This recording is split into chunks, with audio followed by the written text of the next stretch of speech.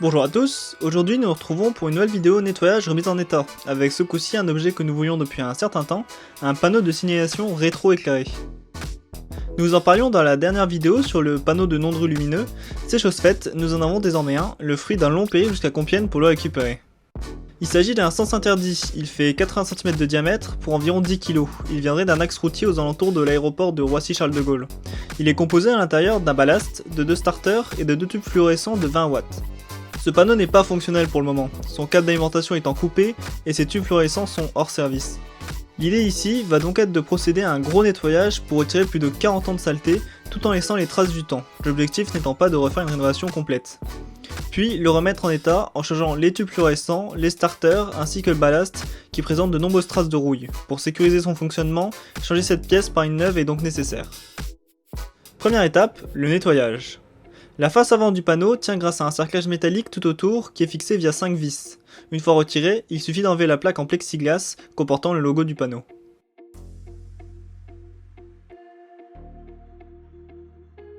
Une fois ceci fait, on retrouve l'intérieur du panneau avec ses starters, ses néons et son ballast. Il va falloir retirer tout ça afin de nettoyer l'intérieur du panneau.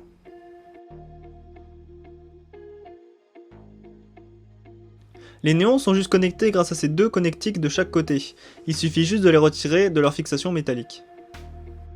Même chose pour les starters qui doivent juste être tournés pour être retirés. Pour le ballast, nous avons fait sauter les deux rivets qui le maintenaient en place, il suffit juste ensuite de déconnecter les deux fils pour retirer celui-ci. Maintenant que le caisson est vidé, nous venons mettre du scotch sur les prises, les supports de starter et les fils afin de les protéger un peu du nettoyage. La classique méthode du jet d'eau prend place ensuite afin de retirer le plus gros des saletés, même traitement pour la plaque plexiglas ainsi que pour le cerclage métallique. Après ce premier nettoyage, on passe un coup d'éponge pour retirer la saleté la plus incrustée sur les différentes pièces. On vient aussi frotter les connectiques avec une brosse à dents pour retirer la saleté de surface et leur redonner un peu de blancheur. C'est bon, le caisson est propre. Le nettoyage est effectué, il est l'heure de la remise en fonctionnement. Deuxième étape, la remise en fonctionnement. Comme dit dans l'introduction, nous allons changer le ballast qui de par son état et son âge n'est plus optimal en termes de fonctionnement et de sécurité, surtout pour une utilisation avec du public. Nous procédons donc à son remplacement via un ballast neuf, ce qui permet de garder le système similaire à son fonctionnement original tout en le mettant à jour. On peut bien remarquer la différence d'état entre l'ancien et le neuf ici. Afin de faciliter un potentiel démontage par la suite, nous venons l'installer via deux boulons plutôt que des rivets, ce qui permettra de le retirer rapidement et simplement si besoin, plutôt que de devoir percer les rivets. Il suffit juste ensuite de le recabler avec les fils originels, puis le tour est joué pour l'installation du nouveau ballast. Pour les tubes, on pourrait réinstaller des fluorescents, mais afin de réduire la consommation, ainsi que pour augmenter la résistance du panneau durant les futurs trajets pour le transport d'exposition en exposition, les tubes fluo étant en verre et donc très fragiles, nous allons le faire passer en LED via des tubes LED. Ils permettront de réutiliser le système actuel tout en le mettant à jour et en l'adaptant à sa future utilisation dans les expositions. Si besoin, il sera donc possible de venir remettre des tubes fluorescents à l'intérieur.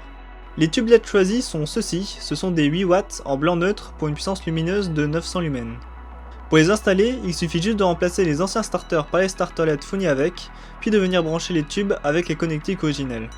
Seul problème, les tubes LED sont bien plus fins que les tubes de l'époque. Les fixations sont donc trop grandes.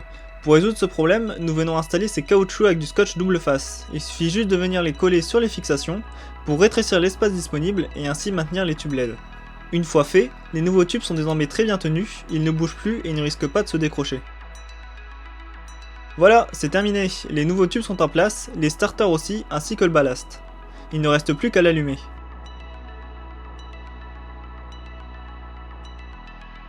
Maintenant que le panneau est fonctionnel, nous pouvons venir fixer à nouveau la plaque et le cerclage sur le panneau pour voir le rendu final.